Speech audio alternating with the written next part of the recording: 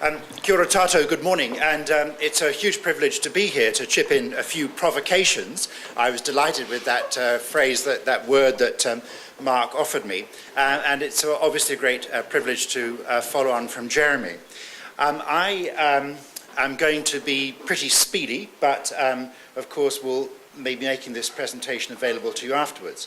I want to add one more to the crises that Jeremy has mentioned today, and then talk about the global positive carbon opportunities that come out of that. Actually, this is really about reconceiving business, and I'll show you how we get there. I'm going to do this in 4 stages. The first one is to talk very briefly about those crises, and then the crux of the issues at the heart of them, but particularly how they apply to New Zealand, and particularly to the 2 major industries for the country as a whole, but of course for the Canterbury region. And these 2 very large sectors would have to be carbon positive if this region was going to pull off that fantastic and completely doable achievement. I'm then going to talk briefly about the sort of response to these issues we're seeing from around the world, both in terms of how companies are responding, but also how scientists are responding. And then I'm going to, in the role I've been assigned, ask you some provocations and make the case that if we can answer those questions, we can start a revolution. I'm going to not attempt to summarize Jeremy's very thoughtful presentation, but I wanted to find a way to lead on from what he said, and this to me sort of encapsulates where we're at in the world. This is a wonderful cartoon from a Russian political cartoonist, Zlatkovsky. I'm going to add one further crisis as I discuss the crux of the issue there, and we touched on this in the questions, and that's the question of agriculture. This is a very interesting analysis by Vaclav Smil, a Canadian agronomist, about what we've achieved in the agricultural supercentury, which was the last century, and the game is over. Over the last century, the world's population increased by 259%. And the per capita harvest, in other words, how much harvest per person, we also managed to increase. It's been a stunning achievement, but it came at an extraordinary cost. That was the energy subsidy. That is the technical term for the fertilizer that was required to do that. A 12,700% increase, most of it from fossil fuels. So if they're running out, how will we meet the needs of the future? At the United Nations, the Food and Agriculture Organization's World Food Summit in June in Rome last year, they set the goal of increasing world food output by 50% by 2030 and 100% by 2050, which they thought would be the minimum to feed the population in 2030 and 2050. So if our fundamental driver of agricultural productivity over the last 100 years is petering out, how will we double food production in the next 40 years? In the next 40 years. This is the crux of the issue for New Zealand as a country. When you measure our greenhouse gases as a percentage of our of GDP, in other words, for every $1,000 of economic activity, how much greenhouse gases do you produce? We rank second in the OECD after Australia. We say in New Zealand we don't have any heavy industry, but this is it. And believe me, I got this picture from Ag Research. This is the inside of a cow's stomach, which is disaggregated around, I think now currently about 6 million cows and 3 stomachs per cow, is a very large fermenter, which is how they turn grass into milk.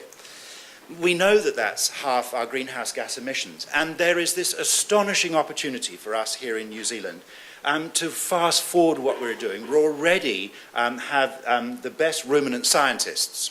Sorry, I mean, they're the best scientists on rumination rather than... Anyway, the best ruminant scientists in the world. And we have this nascent international team we're trying to lead. But what an astonishing breakthrough is if we can help those cows eat something very healthy and probably rather different, but totally natural, and then they digest it better. So they turn more of that feed into energy, i.e. into milk, and less into byproducts like methane.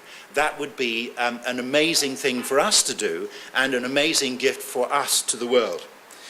So on agriculture, so crucial to Canterbury, this is our enormous opportunity. Last week, Fonterra released their carbon life cycle analysis, and it showed us that to produce 1 litre of milk, we end up generating 940 grams of CO2 equivalent, 85% on that farm, on farms. Just think in rough numbers, a litre of milk, a kilogram of carbon dioxide. This season, just past, we produced roughly 16 billion litres of milk, which is roughly 15.04 billion grams of carbon dioxide equivalent. But at the moment, we still treat that 15.04 tons of carbon dioxide equivalent per year as a waste product, as a liability we're trying to run away from. But in fact, if we could find out how to help cows eat better and digest better, and so we turn farming carbon positive, which is completely possible. The technology is not there now, but I have no doubt that we will. And we can do things like biochar to improve the quality of soils. This is an utterly brilliant business opportunity about healthier cows and soil and more food. The other sector I'll touch on is tourism. This is a very interesting graphic which represents the countries of the world drawn to scale on the number of flights, aircraft departures per 1,000 people per year. And if you add in our tourists, we are the 7th most flying nation in the world. Tourism is really important to us. We have some of the very best tourism destinations in the world. A survey last year showed that of the top 100 surveys in the world, New Zealand had 5, and we had 2 in the top. We had 2 in the top 10 worldwide, with Milford Sound being number 1 in the world. What the World Economic Forum tells us through the Travel and Tourism Competitiveness Report, an annual event, next one's due out very soon, this is last year's, said that even though we had the best tourism destinations in the world, we were not the best place for tourism as a business. These were all the other countries. And you have to come quite a long way down to find New Zealand. We were 19th last year, which was down from 15th in 2007. So we have this astonishing disjoint between some of the most wonderful tourism destinations in the world, and of course Christchurch actually ranks in that list of the top 100. It actually outranks Sydney, believe it or not. I believe it, but anyway, there we are. We're stuffed, essentially.